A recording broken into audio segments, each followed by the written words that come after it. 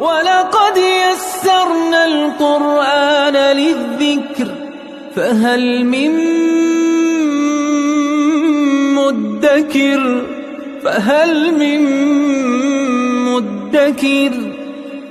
اعوذ باللہ من الشیطان الرجیم بسم اللہ الرحمن الرحیم الحمد للہ رب العالمین وصلی اللہ علی سیدنا و نبینا ابی القاسم المصطفى محمد وعلى آلہ الطیبین الطاہرین المعصومین اما بعد اعوذ باللہ من الشیطان الرجیم بسم اللہ الرحمن الرحیم فی الدنیا والآخرہ وَيَسْأَلُونَكَ عَنِ الْيَتَامَى قُلْ إِصْلَاحٌ لَهُمْ خَيْرٌ وَإِن تُخَالِطُوهُمْ فَإِخْوَانُكُمْ وَاللَّهُ يَعْلَمُ الْمُفْسِدَ مِنَ الْمُصْلِحِ وَلَوْ شَاءَ اللَّهُ لَأَعْنَتَكُمْ إِنَّ اللَّهَ عَزِيزٌ حَكِيمٌ صدق اللہ العلی العظیم۔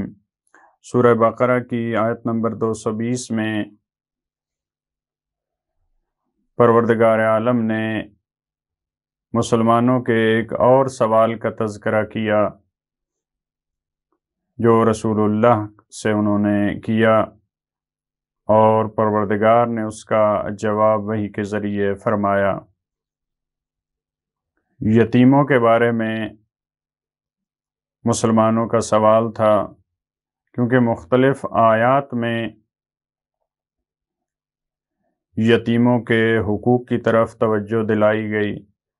جو ان کا مال کھانے والے افراد تھے ان کو سختی سے ڈانٹا گیا، کیونکہ صدر اسلام میں کافی جنگیں پیش آئیں۔ ان جنگوں میں افراد کا دنیا سے چلے جانا اور ان کی اولاد کا باقی رہ جانا،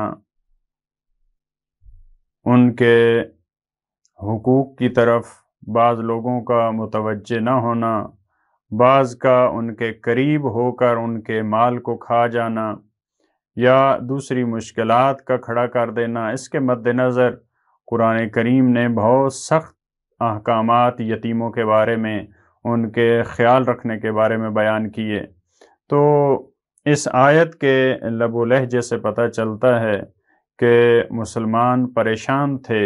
اتنی سختی سے جب منع کر دیا گیا تو اب ان کا ہم کیا کریں؟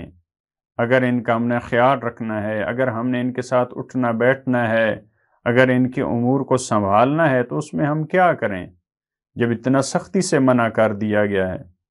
ہم ان کے پھر قریب نہ جائیں تب بھی ان کا نقصان ہے، ان کا کون خیال رکھے گا؟ تو اس آیت میں بہترین انداز میں بتایا کہ تمہیں کس طرح سے ان کا خیال رکھنا ہے۔ فی الدنیا والآخرہ، ہم نے پہلے عرض کیا کہ جو اس سے پہلے والی آیت میں تھا لعلکم تتفکرون، معمولاً مفسرین نے اس کو اسی سے مربوط جانا ہے، فی الدنیا والآخرہ، کہ تم فکر کرو دنیا کے معاملات میں اور آخرت کے معاملات میں۔ دنیا کے جو امور ہیں ان میں بھی تمہیں فکر کرنی ہے، تمہیں غور کرنا ہے، اور اسی طرح آخرت کے معاملات میں پروردگار عالم جب اپنی آیات کو کھول کھول کے بیان کرتا ہے تو اس کا ہدف اور مقصد یہ ہوتا ہے کہ تمہیں غور و فکر سے کام لینا ہے۔ اس کے بعد آیت کے اس حصے میں اس سوال کا تذکرہ ہے وَيَسْأَلُونَكَ عَنِ الْيَتَامَى، یتیم کی جمع یتامہ، اور وہ سوال کرتے ہیں تو اسے یتیموں کے بارے میں۔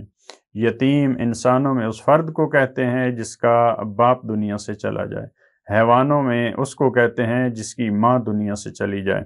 تو افراد جن کے والد اس دنیا سے چلے جائیں ان بچوں کو یتیم کہا جاتا ہے۔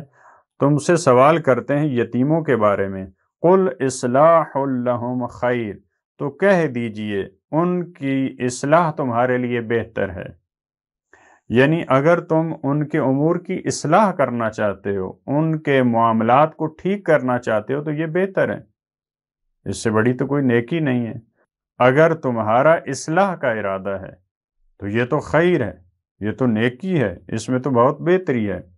وَإِن تُخَالِطُوهُمْ فَإِخْوَانُكُمْ، اور اگر تم ان سے مخالطہ کرتے ہو، یعنی ان سے میل جل رکھتے ہو، ان سے ملاقات کرتے ہو، ان کے ساتھ تمہارا اٹھنا بیٹھنا ہے تو فَإِخْوَانُكُمْ، تو وہ تمہارے بھائی ہیں۔ یعنی ایسا نہیں ہے کہ وہ اگر بچے ہیں، وہ اگر چھوٹے ہیں، وہ کمزور ہیں، تو اس کا مطلب یہ نہیں ہے کہ وہ تمہارے غلام ہیں۔ تمہارا رویہ ان کے ساتھ سرداروں والا رویہ ہونا چاہیے، آقاؤں والا رویہ ہونا چاہیے، وہ تمہارے غلام ہوں، اس طرح سے رویہ نہیں ہونا چاہیے تمہارا۔ جیسے دوسرے مسلمانوں کے بارے میں، مومنین کے بارے میں ہم نے کیا فرمایا؟ انما المؤمنون اخوہ، تمام مومنین آپس میں بھائی بھائی ہیں۔ اسی طرح یتیم بھی، یتیم کوئی الگ مخلوق تو نہیں ہے۔ اگر تم ان سے مخالطہ رکھتے ہو، اگر میل جل رکھتے ہو، اگر ان سے مخلوط ہو جاتے ہو، اگر تمہارا ان کے ساتھ آنا جانا ہے، فَإِخْوَانُكُمْ، تو تم اس نگاہ سے یتیم کو دیکھو کہ وہ تمہارے بھائی ہیں، وہ تمہارے دینی بھائی ہیں۔ یعنی تمہیں مساوات کو مد نظر رکھنا ہے، تمہیں اپنے آپ کو بڑا نہیں شمار کرنا اور ان کو چھوٹا نہ سمجھیں۔ وَاللَّهُ يَعْلَمُ الْمُفْسِدَ مِنَ الْمُصْلِحِ، خدا حقیقت کو جانتا ہے۔ ہم نے کہا ہے کہ اگر تمہارا اصلاح کا ارادہ ہے تو یہ تو بہت اچھا کام ہے، لیکن ممکن ہے بعض ایسے افراد ہوں جو اصلاح کے بہانے ان کے قریب ہوں اور ان کو نقصان پہنچائیں، ان کے مال کو کھا لیں، ان کی جائیداد کو کھا لیں، ان کو دوسرے نقصانات پہنچائیں۔ لہذا فرمایا واللہ یعلم المفسد من المصلح، ممکن ہے ظاہری طور پہ پتہ نہ چلے، تمہارا اصلاح کا بہانہ ہے، جیسے منافقین کے بارے میں کہا کہ وہ کہتے ہیں کہ ہم تو اصلاح کرنا چاہ رہے ہیں۔ تو ممکن ہے ایک فرد، ایک رشتہ دار، ایک مسلمان یتیموں کے قریب ہو، اس کا یہی نعرہ ہو کہ میں تو ان کے امور کو سنبھالنے آیا ہوں، میں تو ان کے معاملات کو ٹھیک کرنے آیا ہوں، لیکن ممکن ہے وہ فساد پھیلا رہا ہو، وہ خرابی کر رہا ہو۔ لہذا فرمایا پروردگار عالم کو معلوم ہے وَلَوْ شَاءَ اللَّهُ لَأَعْنَتَكُمْ، اور اگر اللہ چاہتا تو تمہیں مشقت میں ڈال دیتا، اس سے سخت احکام بیان کرتا، لیکن پروردگار عالم نے تمہارے لیے آسانی پیدا کی ہے، یتیموں کے معاملات میں بھی اور تمام معاملات میں۔ یعنی فقط یتیموں کے معاملات میں ایسا نہیں ہے کہ پروردگار عالم نے آسانی پیدا کی ہے کہ تم ان کا خیال رکھ سکو، وہ بے سہارا اور بے آسرا نہ رہیں۔ باقی تمام معاملات میں بھی ایسے ہے، تمام کاموں میں، تمام جو پروردگار عالم کی طرف سے جو ذمہ داری دی گئی ہے مسلمانوں کو اور بشر کو، اس میں پروردگار عالم کا یہی ارادہ ہے۔ بعد دوسری آیات میں فرمایا یرید اللہ بکم الیسر، خدا کا ارادہ ہے کہ تم پہ آسانی پیدا کرے، تمہارے لیے آسانیاں ہوں۔ یا بعد دوسری آیات میں لا یکلف اللہ نفسا الا وسعها، جو انسان کی وسعت میں ہوتا ہے، جو اس کے اختیار میں ہوتا ہے، جو اس کے لیے آسانی سے انجام دے سکتا ہے، پروردگار عالم نے اسی چیز کو انسان کو مکلف قرار دیا، اسی چیز پہ۔ لہٰذا اگر پروردگار چاہتا تو تمہیں مشکل میں ڈال سکتا تھا، مشکل احکام بیان کرتا۔ یتیموں کے بارے میں بھی تمہاری ذمہ داری بھی ہوتی کہ تم نے ان کا خیال رکھنا ہے، تمہیں ان سے ممکن ہے مخالطے کی، ان سے میل جل کی اجازت نہ دیتا پروردگار عالم، یا اور دوسرے مسائل کے ذریعے۔ لہٰذا یتیموں کے بارے میں پروردگار عالم نے تمہیں سختی میں نہیں ڈالا، مشقت میں نہیں ڈالا۔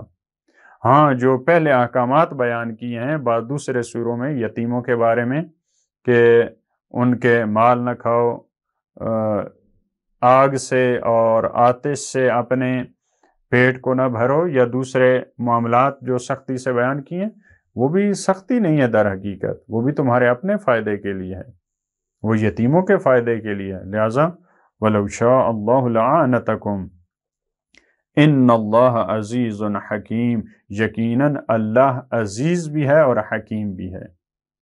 عزیز ہے یعنی وہ شکست ناپذیر ہے، وہ اسے غلبہ حاصل ہے، اس پہ کوئی غلبہ حاصل نہیں کر سکتا، وہ مغلوب نہیں ہوتا، اسے کوئی شکست نہیں دے سکتا، اور وہ حکیم بھی ہے۔ تم اپنی مختلف چالوں کے ذریعے، تم اپنے ظاہر کو کچھ اور شو کر کے اور اپنے باطن میں کچھ اور ارادوں کے ذریعے پروردگار کو شکست نہیں دے سکتے۔ ایسا نہیں ہے کہ تم جیسے دوسروں کو فریب دے لیتے ہو، تم کوشش کرو کہ اللہ کو بھی ہم فریب دے لیں گے۔ وہ عزیز ہے، اس کو کوئی شکست نہیں دے سکتا، اور وہ حکیم بھی ہے، حکمت والا ہے۔ اگر اس نے یتیموں کے بارے میں یا دوسرے معاملات میں جو بھی احکام دیے ہیں وہ حکمت کے تحت ہیں، کوئی اس کا کام حکمت سے خالی نہیں ہے۔ اگر اس نے بعض دفعہ تمہیں لگتا ہے کہ سخت احکام دیے ہیں، تمہیں سختی محسوس ہو رہی ہوتی ہے، اس میں بھی ایک حکمت ہے۔ اگر بعض مقامات پہ آسانیاں دی ہیں تو اس میں بھی ایک حکمت ہے۔ اس کے تمام معاملات، تمام کام حکمت کے مطابق ہیں۔ لہٰذا دعا ہے پروردگار ہمیں توفیق دے کہ ہم بھی جو ہمارے سامنے، جو ہماری پہچان والے، جو ہمارے جاننے والے، جہاں تک ہماری آشنائی اور دسترس ہو، وہاں پہ جتنے یتیم ہوں پروردگار عالم ہمیں بھی ان کا خیال رکھنے کی توفیق عطا فرمائے۔ اللہم صلی علی محمد و آل محمد۔